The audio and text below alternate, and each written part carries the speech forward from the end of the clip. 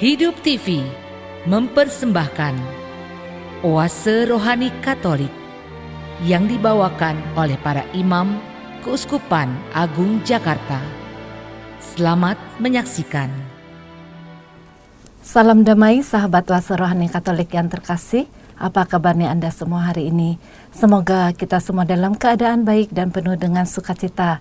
Senang sekali kali ini saya Felicia Lili Teja dapat menemani Anda semua dalam acara Oase Rohani Katolik. Dan pada kesempatan kali ini di studio telah hadir Romo Justinus Rumanto SJ. Halo Romo, apa kabarnya Romo? Kabar baik Ibu, juga para sahabat Oase Rohani Katolik sekalian. Semoga Tuhan memberkati kita semua. Amin. Baiklah sahabat Oase Rohani Katolik yang terkasih, sebelum kita memulai acara Oase Rohani Katolik hari ini, marilah kita mengawalinya dengan doa pembuka bersama Romo Rumanto. Bapak Ibu dan saudara-saudari terkasih, para sahabat Oase Rohani Katolik sekalian, kita mengawali dengan doa. Dalam nama Bapa dan Putra dan Roh Kudus. Amin. Tuhan Yesus Kristus, pada hari Sabtu pertama dalam bulan ini, kami menghadap-Mu untuk mohon berkat bagi hidup kami semua, secara khusus bagi para imam. Semoga Engkau senantiasa mencurahkan kasih karunia-Mu agar mereka dapat mengembalakan hati umat-Mu seperti hati Yesus sendiri. Kami mohon juga berkat-Mu bagi pekerjaan, tugas, dan tanggung jawab yang Kau percayakan bagi kami semua, agar kami punya hati yang murni sebagaimana teladan yang ditunjukkan oleh Putra-Mu sendiri. Demi Kristus Tuhan dan pengantara kami. Amin. Dalam nama Bapa dan Putra dan Roh Kudus. Amin. Sahabat Oase Rohani Katolik yang terkasih, marilah sekarang kita menyiapkan hati untuk mendengarkan bacaan liturgi hari ini. Bacaan diambil dari Nubuat Amos bab 9 ayat 11 sampai 15. Tuhan bersabda, "Pada hari itu aku akan mendirikan kembali pondok Daud yang telah roboh. Aku akan menutup pecahan dindingnya dan akan mendirikan kembali reruntuhannya. Aku akan membangunnya kembali seperti pada zaman dahulu kala, supaya mereka menguasai sisa-sisa bangsa Edom dan segala bangsa yang kusebut milikku. Demikianlah sabda Tuhan yang melakukan hal ini. Sungguh, waktunya akan datang. Demikianlah sabda Tuhan, bahwa pembajak dan penuai akan susul menyusul. Demikian juga pengirik buah anggur dan penabur benih. Gunung-gunung akan mengalirkan anggur baru, dan segala bukit akan kebanjiran. Aku akan memulihkan kembali umatku Israel. Mereka akan membangun kota-kota yang lengang dan mendiaminya.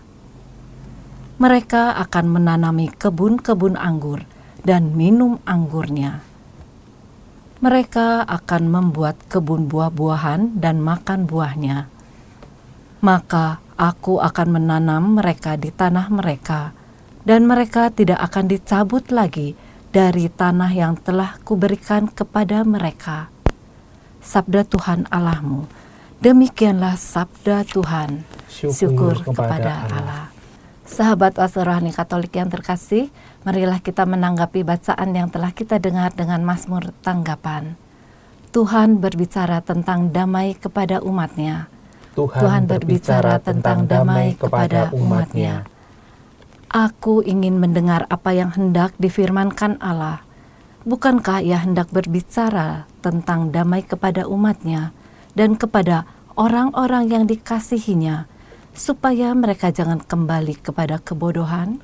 Tuhan berbicara tentang damai kepada umat-Nya.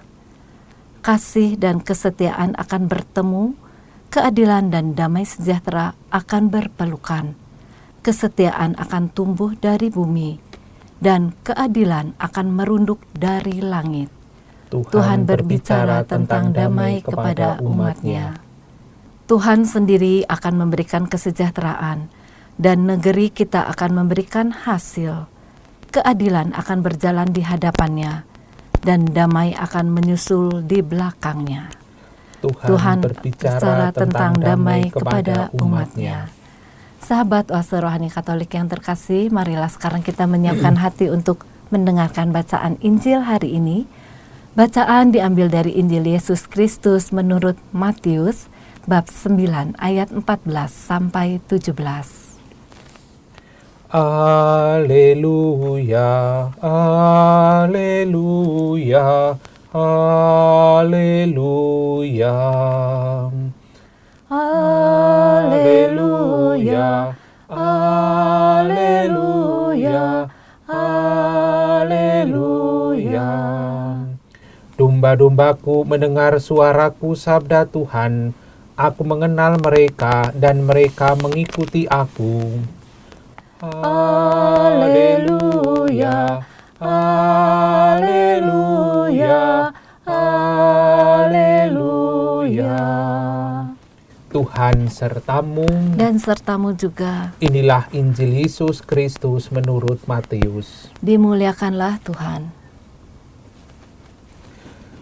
Sekali peristiwa, datanglah murid-murid Yohanes kepada Yesus dan bertanya, "Kami dan orang Farisi berpuasa, tetapi mengapa murid-muridmu tidak?" Jawab Yesus kepada mereka, "Dapatkah sahabat-sahabat mempelai laki-laki berduka cita selama mempelai itu bersama mereka? Tetapi akan tiba waktunya mempelai itu diambil dari mereka, dan pada waktu itulah mereka akan berpuasa. Tak seorang pun menambalkan secari kain yang belum susut pada baju yang tua. Karena jika demikian, kain penambal itu akan mencabik baju itu, lalu makin besarlah koyaknya. Begitu pula anggur yang baru tidak diisikan ke dalam kantong kulit yang tua. Karena jika demikian, kantong itu akan koyak, sehingga anggur itu terbuang dan kantong itu pun hancur. Tetapi anggur yang baru disimpan orang dalam kantong yang baru, dan dengan demikian terpeliharalah kedua-duanya." Demikianlah Injil Tuhan. Terpujilah Kristus.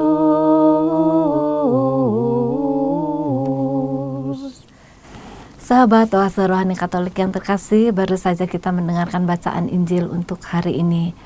Romo Rumanto, kiranya kabar sukacita atau inspirasi apa yang dapat disampaikan pada hari ini, Romo? Baik Ibu Feli, para sahabat Oase Rohani Katolik yang terkasih, dari dua bacaan pada hari ini, nubuat Amos dan juga pengajaran Yesus sebagaimana diceritakan oleh Matius, saya ingin menawarkan suatu tema, yaitu menjadi diri sendiri. Menjadi diri sendiri. Kita mulai dari bacaan yang pertama dahulu dari nubuat Amos. Pertama-tama, mari kita melihat sejenak situasi di mana Nabi Amos itu tampil dan apa yang hendak diwartakannya kepada umat Israel pada zaman itu.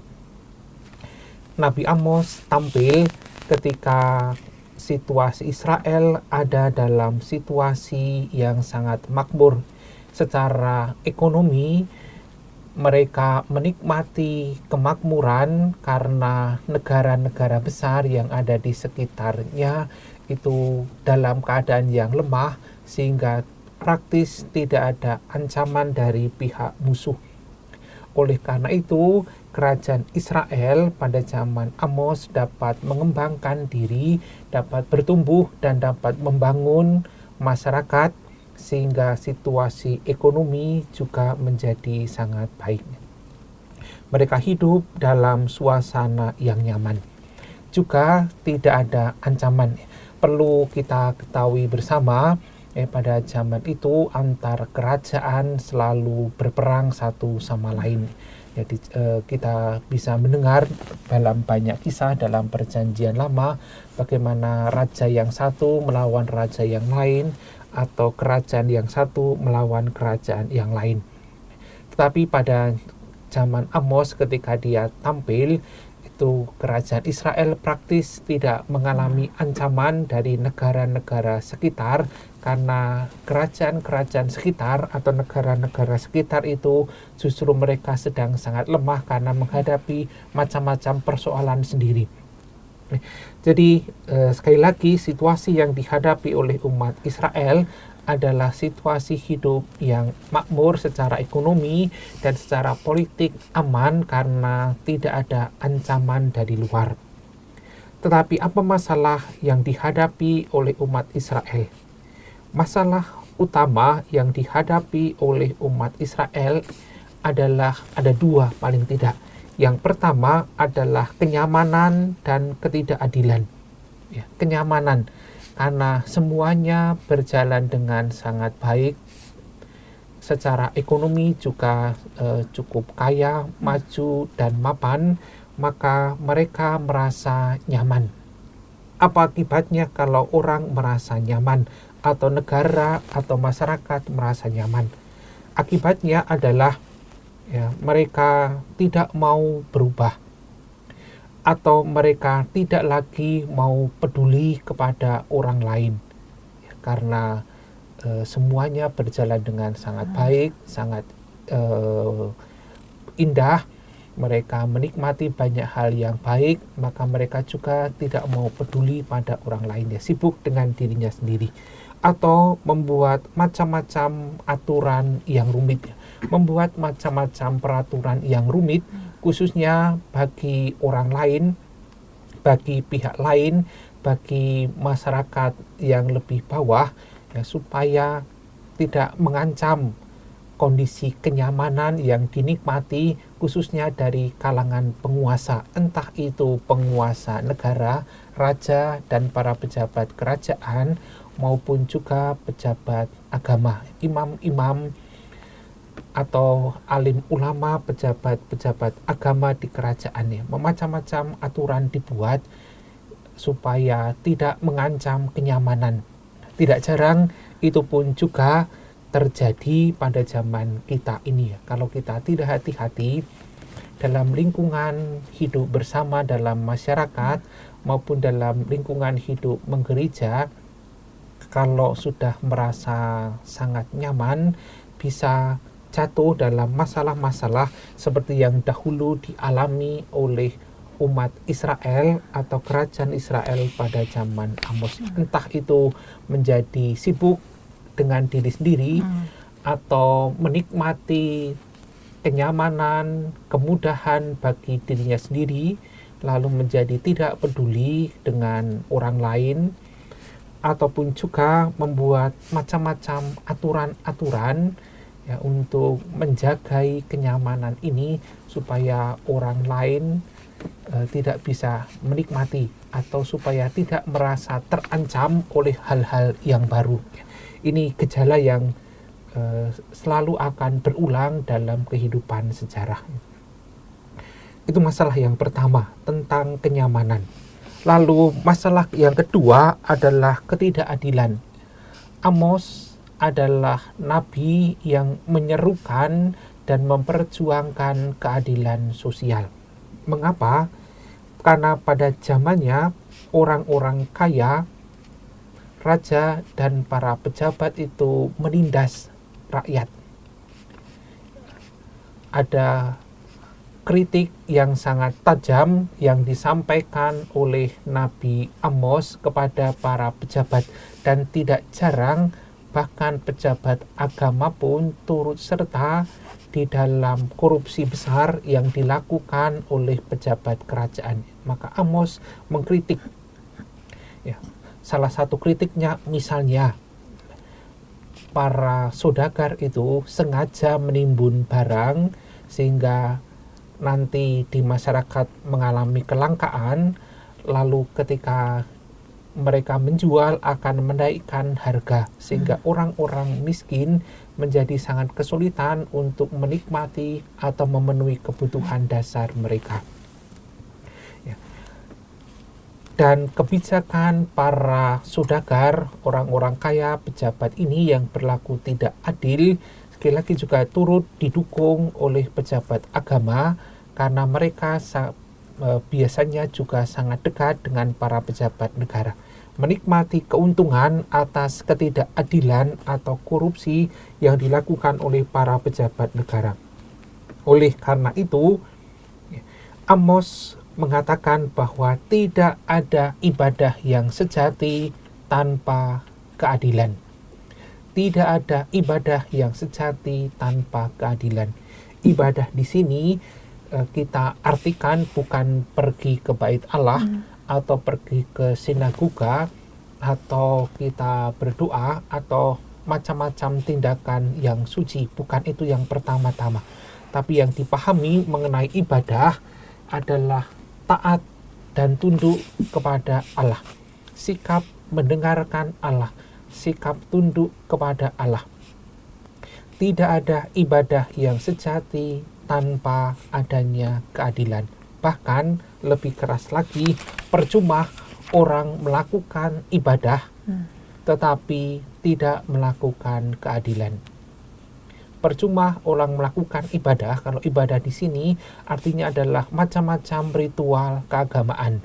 Pada zaman itu tentunya adalah memberikan kurban persembahan, memberikan macam-macam kurban bakaran kepada Allah yang dianggap itu menyenangkan hati Allah. Tetapi Amos mengatakan percuma semua tindakan kesucian itu kalau tidak ada keadilan. Ya, Romo tadi mengatakan mengenai kenyamanan dan ketidakadilan ya Romo ya. Bagaimana supaya kita juga bisa menjadi diri sendiri, tetapi tidak sibuk dengan diri sendiri, tapi juga peduli terhadap orang lain, Romo. Ya, Ibu dan saudara-saudari terkasih, sedikit saya melanjutkan apa yang disampaikan oleh Amos ya. Karena situasi umat Israel yang demikian tadi, maka Amos menubuatkan bahwa umat Israel itu akan runtuh, akan dihancurkan. Dan benar, akhirnya mereka dikalahkan oleh bangsa yang lain, Asyur, lalu mereka hidup sebagai orang-orang buangan. Tidak jarang dalam situasi yang kita hadapi bercermin dari umat perjanjian lama zaman Israel, karena mereka nyaman dan mereka melakukan ketidakadilan, mereka juga terpengaruh untuk menyembah dewa-dewi asing karena pengaruh yang muncul dari kerajaan asing itu. Mereka tidak puas dengan penyembahan kepada Allah yang namanya Yahweh, yang sudah disembah turun-temurun oleh nenek moyang mereka. Oleh karena itu, umumnya juga kalau tadi menyambung tentang kenyamanan dan ketidakadilan, kalau umum kita mengalami atau kita refleksi pada diri kita sendiri atau kita bertanya pada orang lain, tidak jarang orang hidup dalam situasi yang demikian. Kalau kita sudah nyaman, kita sudah enak, biasanya lupa berdoa. Ya. Atau semuanya berjalan dengan baik, maka saya bisa mengandalkan diri saya sendiri, seolah-olah saya tidak perlu Tuhan lagi. Yang sama juga dialami oleh umat Israel, karena sudah nyaman, karena sudah enak, seolah-olah tidak butuh Allah lagi. Bahkan mereka mudah terpengaruh oleh macam-macam penyembahan pada dewa-dewi asing. Nah, tidak jarang juga kita mudah lari dalam kenyamanan dan kemudahan itu pada hal-hal yang tampaknya itu baik, dan kita melupakan apa yang sudah dasariah, yang sudah turun-temurun kita terima dari orang tua kita, dari leluhur kita, yaitu iman kepada Allah. Demikian juga yang dialami oleh umat Israel. Dengan mudah mereka berbalik pada dewa-dewi lain yang ditawarkan oleh orang-orang asing ini. Akibatnya, bangsa itu kehilangan akarnya. Mereka bertindak sembrono. Mereka terpengaruh oleh gejala asing. Mereka meninggalkan peran Allah yang sudah turun-temurun menjagai dan memelihara umatnya. Akibatnya mereka memang dibuang. Nah, nubuat yang kita dengarkan tadi Amos mengingatkan kembali peran serta Allah, peran serta Yahweh yang sudah sejak dahulu kala memelihara dan menyelenggarakan umatnya turun-temurun sejak zaman Abraham sampai dengan saat ini, agar orang tidak mudah begitu saja berpaling pada dewa-dewi asing yang belum terbukti. Allah Yahweh sudah terbukti dalam sejarah umat Israel itu senantiasa berpihak, senantiasa campur tangan di dalam hidup mereka. Nah, kalau kita hubungkan ya mengenai kenyamanan, mengenai ketidakadilan, kita juga perlu hati-hati. Kalau kita sudah merasa enak, sudah merasa mudah, sudah merasa nyaman, seolah-olah kita tidak butuh Allah sendiri, karena semuanya berjalan dengan sangat baik. Kita tergoda untuk mencari hiburan yang semu, kita tergoda untuk mencari pegangan yang semu. Padahal siapa sih yang menyediakan itu semua? Siapa sih yang bisa memberikan semua kenyamanan itu? Adalah Allah yang sudah sekian lama turun-temurun kita yakini dan kita imani. Ya. Maka menjadi diri sendiri adalah kita bersyukur atas hidup kita, tidak mudah membandingkan dengan orang lain, tidak mudah membandingkan dengan hiburan-hiburan yang semu, tetapi apa yang sudah secara mendasar membentuk seluruh hidup kita. Ya Romo, jadi Amos itu pada saat itu hidup di tengah kondisi rohani yang sedang hancur gitu ya Romo ya, dan rusak di hadapan Tuhan. Ya. Nah, apakah hal ini juga terjadi pada saat ini Romo? Tentu kalau kita mengatakan tuduhan yang demikian tidak semuanya benar, tetapi apa yang disampaikan oleh Amos bisa menjadi bahan refleksi kita, bisa menjadi pegangan bagi kita.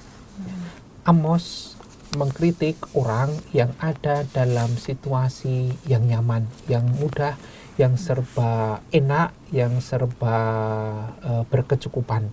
Kita perlu hati-hati juga dalam situasi hidup yang serba berkecukupan untuk tidak melalaikan Allah, untuk tetap ingat kembali pada sosok siapakah yang sudah memberikan itu semua bagi kita. Mari kita lihat kembali sejenak perjalanan hidup kita masing-masing. Kalau kita dalam suasana yang mudah, serba berkecukupan, serba indah, apakah itu melulu hasil kerja dan prestasi saya sendiri? Apakah itu melulu karena kemampuan saya pribadi? Kalau kita dengan jujur dan terbuka melihat perjalanan hidup ini, kita akan mendapati bahwa banyak hal yang kita capai, banyak prestasi yang kita capai, banyak sukses yang kita alami, seringkali tidak hanya tergantung karena kemampuan manusiawi kita, karena hasil kerja kita sendiri, tetapi ada banyak hal kebetulan yang terjadi. Dan peristiwa kebetulan itu tentu sebagai umat beriman, kita yakin bahwa itu itu adalah karya Allah sendiri, penyelenggaraan Allah sendiri. Ya, contohnya, saya kenal seseorang usahanya adalah mebel-mebel kuno ini pada zaman krisis dahulu ya. Dari orang yang sangat sederhana, dan semua mebel kuno itu dikirim ke luar negeri atau diekspor. Dan persis waktu krisis, semua pembayaran yang dia terima dari buyer itu, karena ekspor adalah mata uangnya dolar. Sementara dia membeli dari para pengrajin, masyarakat desa-desa, semuanya adalah rupiah ya. Dan dia menjadi kaya mendadak ya, bukan pertama-tama karena prestasinya, tetapi karena situasi dunia, situasi ekonomi, sehingga dia mendapat keuntungan lebih besar karena selisih kurs dolar dengan rupiah. Ini yang saya anggap kita lihat di dalam hidup kita masing-masing. Kita juga tentu punya banyak pengalaman serupa. Prestasi, kenyamanan, hidup yang baik, kesuksesan sampai kepada kita bukan melulu karena usaha pribadi, tetapi ada banyak faktor kebetulan. Dan faktor kebetulan itu sebagai umat beriman kita memaknainya sebagai campur tangan Allah, penyelenggaraan Allah. Itulah yang juga disampaikan oleh Amos, agar umat Israel ingat, kenyamanan itu bukan prestasimu sendiri, tetapi sungguh adalah kemurahan hati Allah, kasih karunia Allah. Maka jangan mudah kemudian mencari hiburan-hiburan yang semu, berpaling pada Allah yang lain. Kalau dulu hiburan semu adalah berpaling pada Allah yang lain. Kalau sekarang mungkin adalah kesombongan pribadi, lalu melupakan Allah, lalu kita melalaikan hal-hal yang secara tradisional kita imani dan kita yakini. Romo, kalau kita teliti lagi di Nubuat Amos bab 9 ayat ke-15 dikatakan, maka aku akan menanam mereka di tanah mereka, dan mereka tidak akan dicabut lagi dari tanah yang telah kuberikan kepada mereka, sabda Tuhan Allahmu. Jadi di sini kita melihat bahwa Tuhan itu menjanjikan kepada manusia, begitu Romo? Ya, persis, betul.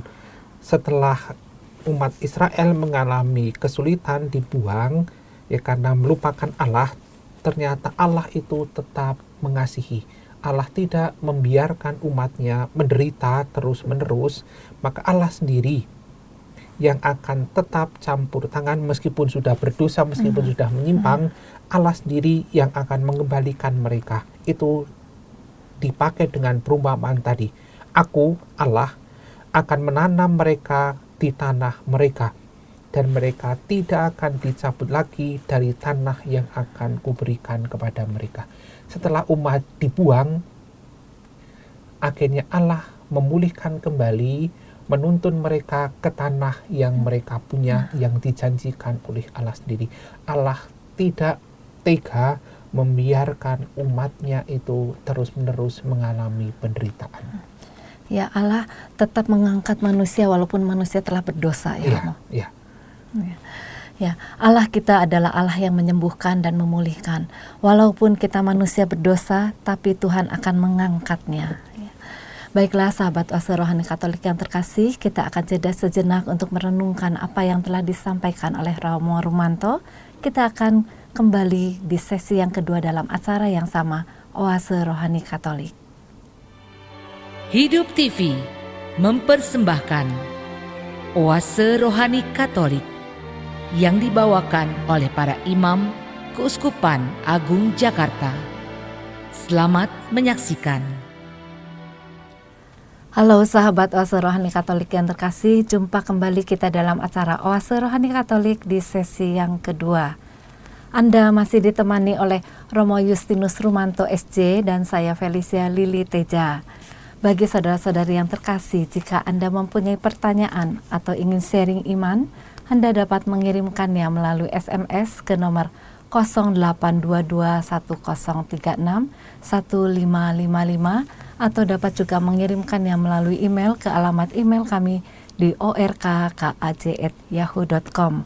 Romo Rumanto, di sesi yang kedua ini sebelumnya Romo berkenan untuk memberikan poin-poin yang telah disampaikan dari sesi yang pertama, Romo. Baik Ibu Lili dan para sahabat Oase Rohani Katolik yang terkasih, kita mengulang sebentar, membuat rangkuman sebentar atas apa yang disampaikan oleh Amos dalam bacaan yang pertama, dan kita sudah melihat bersama dalam sesi yang pertama tadi. Kritik Amos adalah kepada masyarakat Israel yang hidup dalam kenyamanan dan ketidakadilan. Amos mengingatkan kembali agar orang setia pada Allah Yahweh yang sudah terbukti sepanjang sejarah, sejak zaman Abraham nenek moyang mereka sampai saat ini, adalah Allah yang sungguh setia. Bahkan akhirnya ketika umat itu menyimpang dari Allah, dibuang, maka Allah sendiri yang menuntun mereka pulang ke tanah air mereka. Aku akan menanam mereka di tanah mereka, dan mereka tidak akan dicabut lagi dari tanah yang akan kuberikan kepada mereka. Ya. Nah, Romo, sekarang inspirasi apa yang dapat disampaikan dari Injil hari ini, Romo? Baik, Ibu Lili, para sahabat Oase Rohani Katolik yang terkasih, masih melanjutkan tema yang sama atas dasar inspirasi Injil Yesus Kristus menurut Matius, yaitu agar kita menjadi diri sendiri, kita tidak membandingkan diri kita dengan orang lain, kita bisa belajar banyak dari peristiwa yang tadi kita dengarkan. Kita mengulang sebentar, mengingat sebentar kisah Injil yang kita dengarkan bersama tadi. Konteksnya apa? Situasinya apa? Situasinya adalah seperti ini.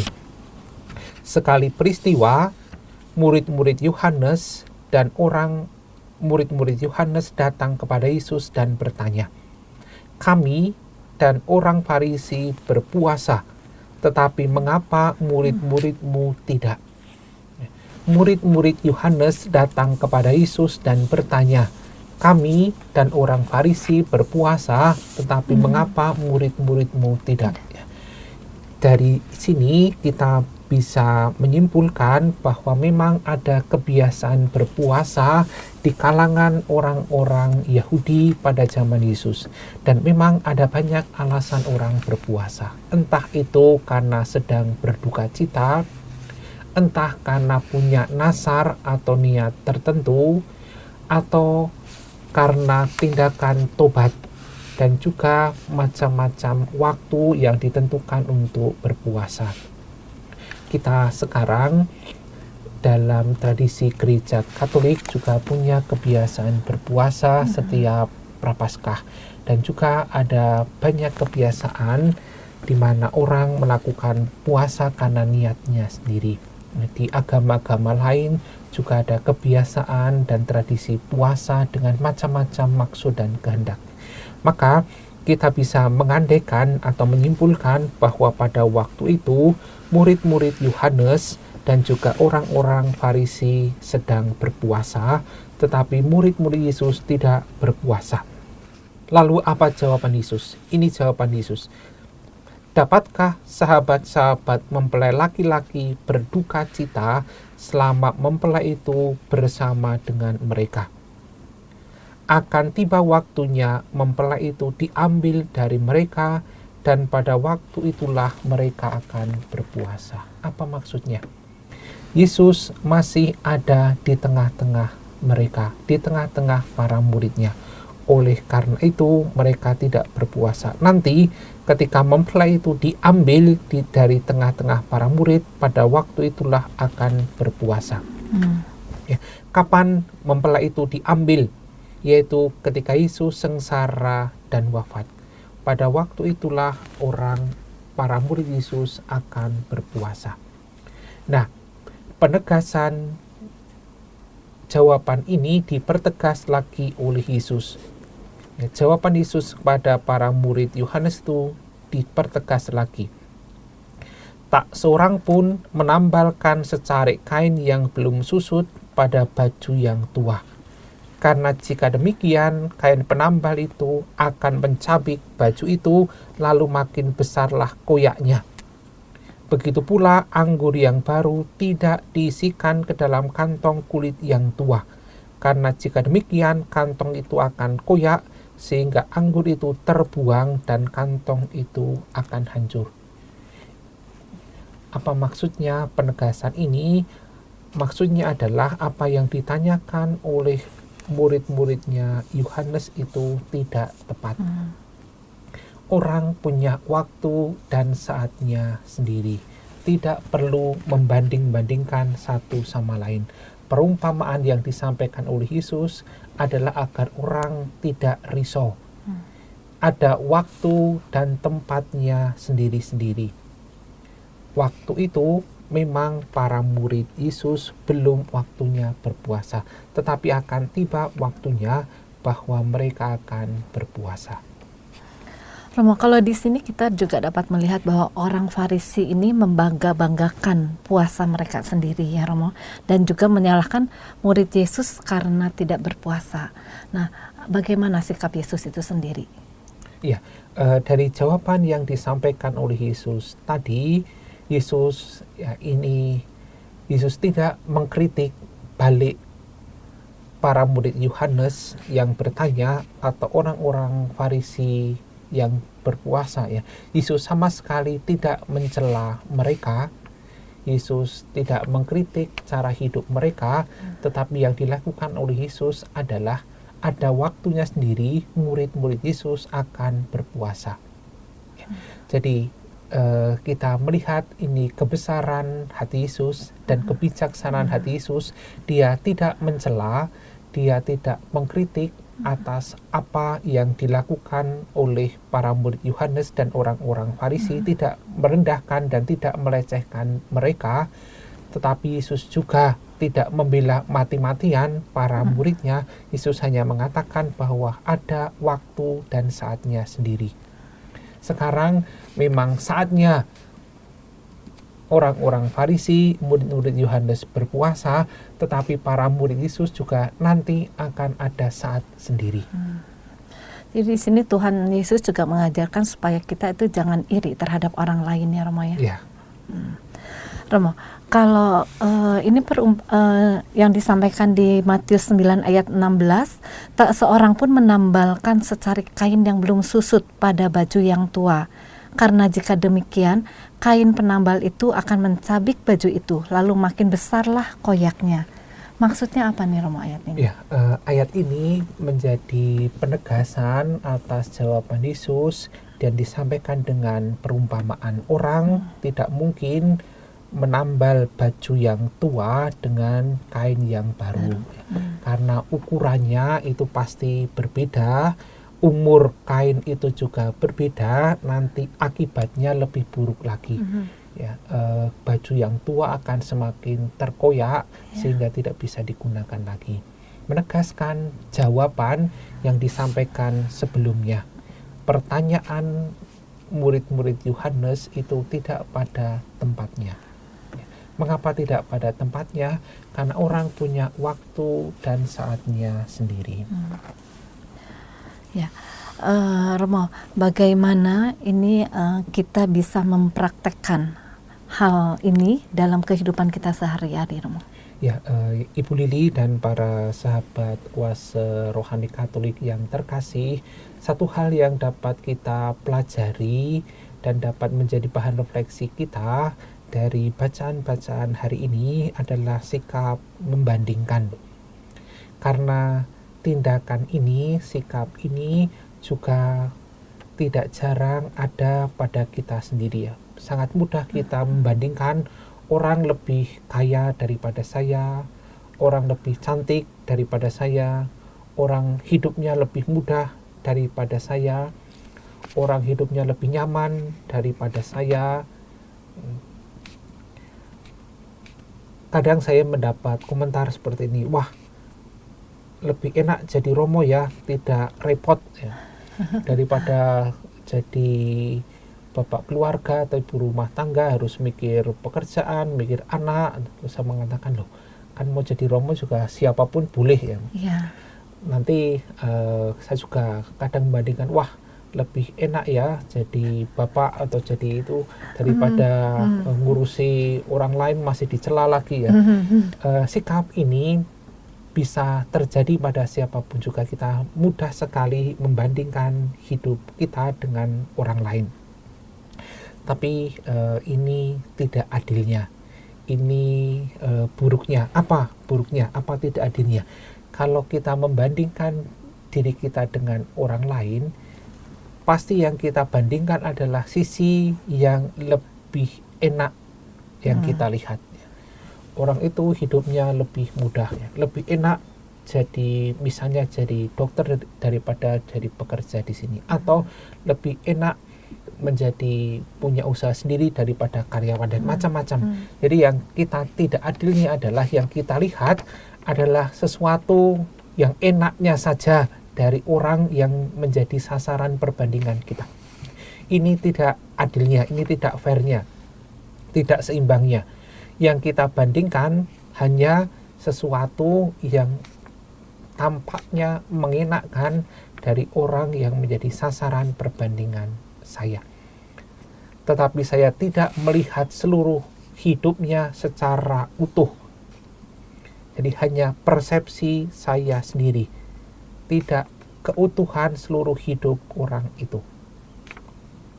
Maka saya yakin membandingkan itu pasti tidak benar. Mengapa? Karena kita membandingkan dengan pikiran saya sendiri, dengan persepsi saya sendiri, tetapi tidak keutuhan hidup orang lain itu. Ya, ada istilah, Romo, rumput tetangga lebih hijau dari Ya. rumput sendiri gitu. Tapi kita melihat seturut dengan apa yang mau kita lihat. Iya. Kita tidak melihat bagaimana dia setiap hari juga menyiram rumput itu. Betul, ya. betul. Dan kita kadang-kadang selalu melihat sisi yang lebih baik dari diri orang lain. Padahal di dalam diri kita sendiri juga pasti ada yang lebih baik, Ya, gitu ya, betul, Romo. betul ya. Dari segala kekurangan. Ya, Ya. ya. Ya. Nah, Romo, bagaimana supaya kita bisa menyeimbangkan pandangan kita terhadap orang lain supaya balance, kita juga tidak dalam tanda kutip iri terhadap kehidupan orang lain, tetapi haruslah bersyukur terhadap kehidupan yang telah kita alami, gitu, Romo. Ya, ya persis yang seperti tadi Ibu Lili sampaikan, kita pasti ada banyak hal baik di dalam diri kita yang patut kita syukuri. Ada banyak hal yang indah di dalam diri kita yang patut kita syukuri. Tetapi juga ada banyak hal kesulitan yang tidak kita lihat dari orang yang menjadi sasaran perbandingan kita. Maka sekali lagi adalah menjadi diri sendiri. Bersyukur dengan apa yang kita punya, puas dengan apa yang kita punya. Persis kesalahan yang dilakukan oleh umat perjanjian lama dalam zaman Amos, mereka menikmati semua yang baik dan indah, yang nyaman, tetapi masih membandingkan dengan negara-negara asing. Akhirnya mereka menyimpang, menyeleweng, bahkan meninggalkan Allah yang sudah terbukti menjamin, menyelenggarakan campur tangan di dalam hidup mereka. Ironis. Persis yang juga diajarkan oleh Yesus atas jawabannya pada murid-murid Yohanes yang bertanya mengapa mereka berpuasa tetapi murid Yesus tidak berpuasa adalah tidak melihat dan tidak bersyukur, tidak menghidupi apa yang ada, apa yang dihadapi, apa yang memang hidupnya mereka, lalu membandingkan dengan orang lain. Kalau tidak hati-hati, jika bersikap demikian, persis akan mengalami seperti yang mereka alami. Apa yang sudah dipegang itu malah merucut, malah lolos, malah hilang. Misalnya, kalau kita membandingkan hidup kita dengan orang lain, dia lebih nyaman hidupnya, lebih enak dengan hidupnya, dan sebagainya, lalu kita menjadi iri, kita akan merasa di dalam hati kita, kebahagiaan kita ada yang hilang.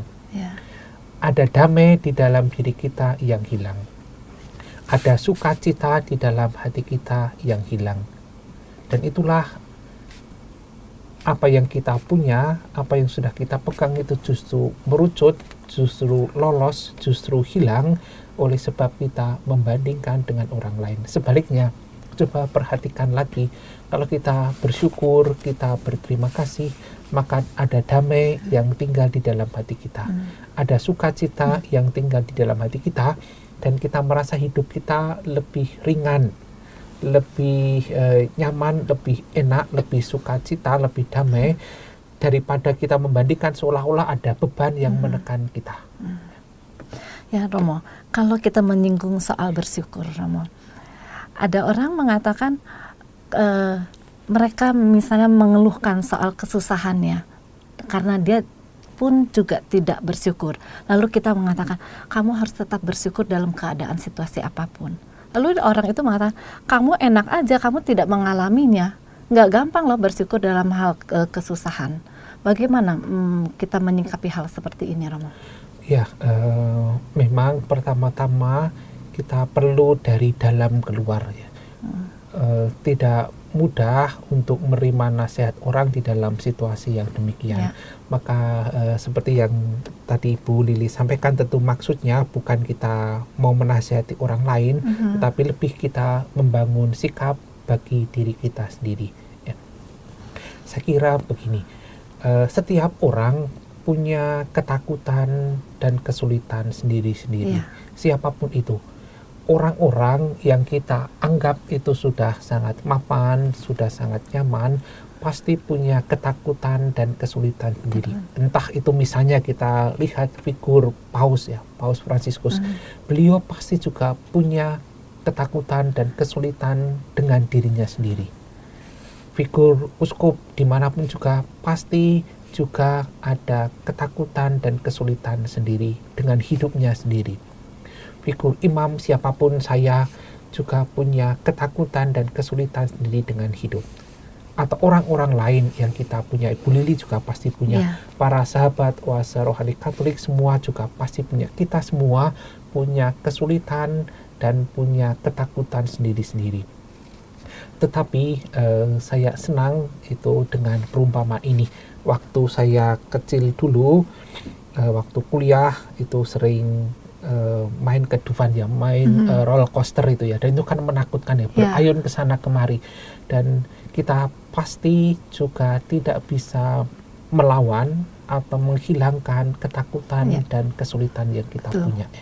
Ya, kita anggap saja seperti main roller coaster itu ya, menikmati setiap ayunan dengan deg-degan yang kita rasakan, dengan rasa jantung mau copot. Dan hidup nyata juga seperti itu. Ya, ada kesulitan dan ketakutan yang tidak jarang itu membuat kita deg-degan, membuat jantung mau copot, tetapi semua itu adalah bagian dari kita. Itu adalah miliknya kita yang tidak bisa kita pindahkan kepada orang lain atau tidak bisa kita tukar tambah, kita tidak bisa kita barter dengan kesulitan dan ketakutan orang. Kita hanya bisa menaikinya, menikmati setiap ayunan, menikmati dalam artian dengan deg-degan dan dengan kekhawatiran itu juga, tapi itu adalah bagiannya kita. Romo, kembali ke bacaan Injil di Matius bab 9 ayat ke-17 ya Romo. Begitu pula anggur yang baru tidak diisikan ke kantong kulit yang tua, karena jika demikian kantong itu akan koyak, sehingga anggur itu terbuang dan kantong itu pun hancur. Tetapi anggur yang baru disimpan orang dalam kantong yang baru, dan dengan demikian terpeliharalah kedua-duanya. Apa maksud dari perumpamaan anggur ini, Romo? Perumpamaan ini sama dengan perumpamaan sebelumnya tentang menambalkan kain ya. Sekarang agak berbeda tetapi masih sama, yaitu anggur yang baru diisikan pada kantong yang baru supaya tidak hancur. Ada tempatnya sendiri-sendiri, ada waktunya sendiri-sendiri. Berkaitan dengan pokok bahasan kita, refleksi kita bersama, untuk menjadi diri sendiri, untuk tidak membandingkan diri dengan orang lain, artinya kita punya sepatu sendiri-sendiri, kita punya baju sendiri-sendiri. Maka jangan kita memakai baju orang lain atau kita memakai sepatunya orang lain. Orang lain punya jalan hidup sendiri-sendiri, punya kesulitan, punya ketakutan, punya tantangan sendiri-sendiri dengan porsinya masing-masing. Saya juga punya baju sendiri, punya sepatu sendiri. Anggur yang baru disimpan dalam kantong yang baru, supaya nanti menjadi tua bersama dengan anggur itu. Sebab kalau salah tempat, kantongnya sudah tua, diisi anggur yang baru, maka kantongnya akan hancur, anggurnya juga akan tumpah sia-sia. Semua ada tempatnya sendiri-sendiri. Tidak ada orang yang percaya diri sepenuhnya. Kembali lagi mengenai menjadi diri sendiri, bersyukur atas apa yang kita punya, tidak membandingkan dengan orang lain. Tidak ada orang yang sepenuhnya percaya diri. Tidak ada. Senantiasa ada dalam kebimbangan dan kecemasan, dan ini akan berlangsung seumur hidup. Maka bagaimana kita sekarang berayun-ayun bersama dengan ketakutan dan kecemasan, tetapi juga tidak melupakan kita punya kekuatan, kita punya kemampuan, kita punya banyak hal yang baik dan indah yang kita punya, dan yang tidak boleh kita lupakan adalah kita punya Tuhan. Kita punya Tuhan yang sungguh terbukti campur tangan di dalam hidup kita. Kalau Amos tadi mengingatkan lagi campur tangan Tuhan di dalam hidup umat Israel, kita ingat lagi. Kita lihat sejarah hidup kita melihat perjalanan hidup kita, bagaimana Tuhan campur tangan. Tuhan yang kita imani, Tuhan yang kita ikuti adalah Tuhan yang bisa diandalkan. Romo boleh memberikan contoh bagaimana supaya kita bisa menjadi anggur yang tidak terbuang, Romo? Ya, kembali pada cerita yang tadi saya sampaikan, seperti pengusaha yang tiba-tiba mendapat pertolongan Tuhan itu ya. Dengan ketekunan dia menjalankan pekerjaannya. Setelah lulus kuliah, kemudian dia membuka usaha sendiri, mengerjakan mebel-mebel tua, dan kebetulan dia punya kenalan orang asing yang dia jumpai juga secara kebetulan. Lalu dengan tekun dia mengerjakan pekerjaan itu, ditolong oleh temannya itu, tanpa ada praduga bahwa nanti akan ada krisis dan bisa memperkaya. Tetapi dengan ketekunan dan kesetiaan mengerjakan pekerjaannya, akhirnya tiba-tiba ada pertolongan dari Tuhan sendiri. Maka apa yang dapat kita usahakan, itu yang kita lakukan. Apapun yang ada di hadapan kita, apapun yang ada di depan kita, yang bisa kita lakukan, itu yang kita kerjakan. Dan kita tidak hidup dalam macam-macam pengandaian, menunggu kesempurnaan sampai semuanya indah, tetapi apa yang ada, yang kita hadapi, itu yang kita kerjakan. Jadi kita harus percaya bahwa dalam kehidupan kita pasti ada campur tangan Tuhan. Pasti ada campur tangan Tuhan. Kita tidak perlu melihat pada orang lain, tetapi kita melihat pada diri kita sendiri. Kita melihat kembali perjalanan kita. Pasti ada banyak saat di mana Tuhan itu menolong dan campur tangan bagi kita. Baiklah sahabat Asuh Rohani Katolik yang terkasih, tak terasa waktu berjalan begitu cepat. Kita harus segera mengakhiri acara Asuh Rohani Katolik hari ini. Tapi Romo, sebelumnya Romo berkenan untuk menyimpulkan permenungan yang tadi disampaikan pada hari ini, Romo.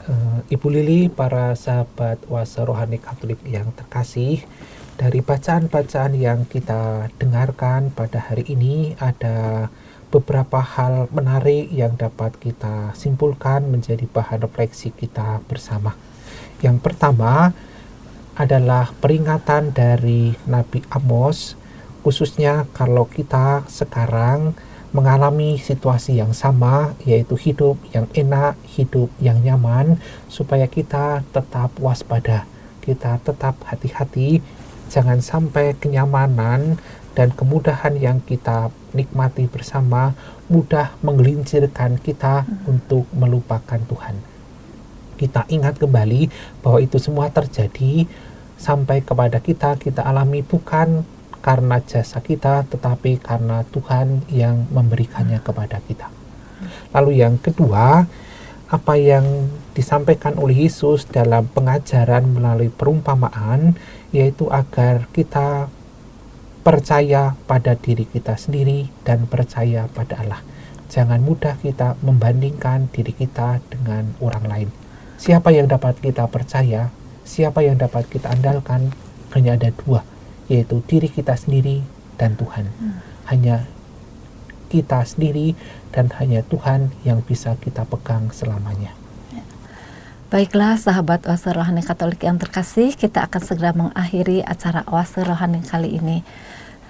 Romo Rumanto, sebelum kita menutup acara hari ini, kiranya Romo berkenan untuk doa penutup dan mohon berkat ya Romo. Baik ya.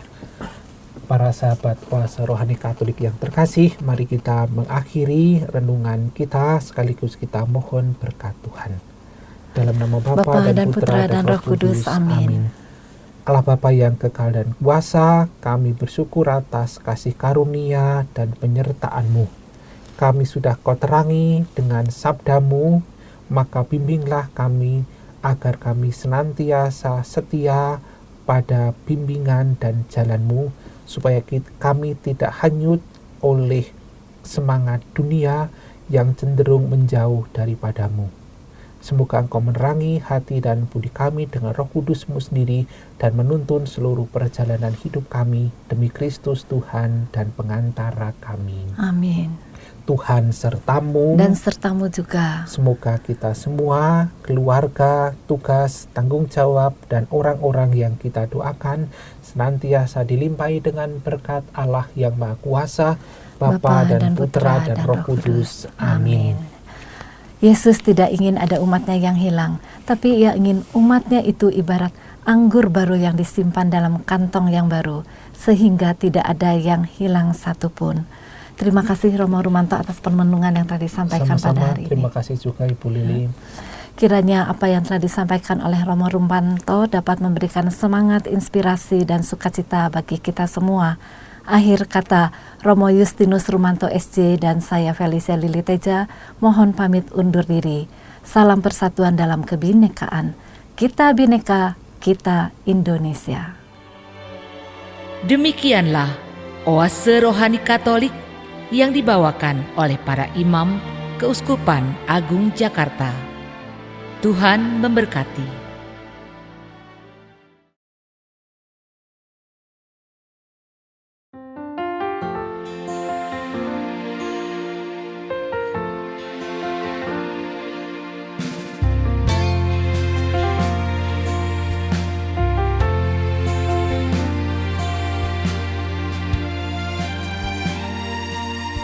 In your presence, Lord, I praise your name, and happiness comes into my heart, and I bring my life for pleasing you.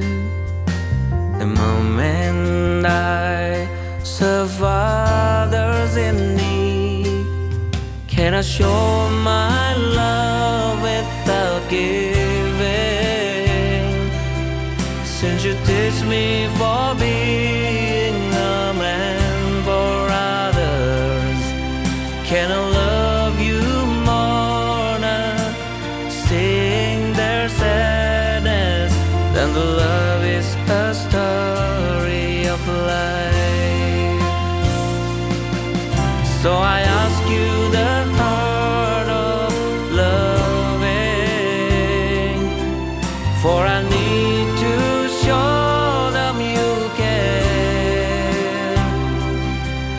Take the selfishness mine out of my life. It's a love for all brothers in need.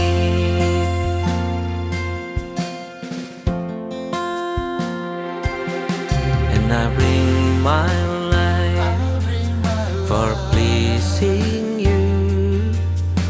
The moment I serve others in need, can I show my love without giving? Since you teach me for being a man for others, can I love you more now, seeing their sadness, than the love is a story of life. So I ask you the heart of loving, for I need to show them you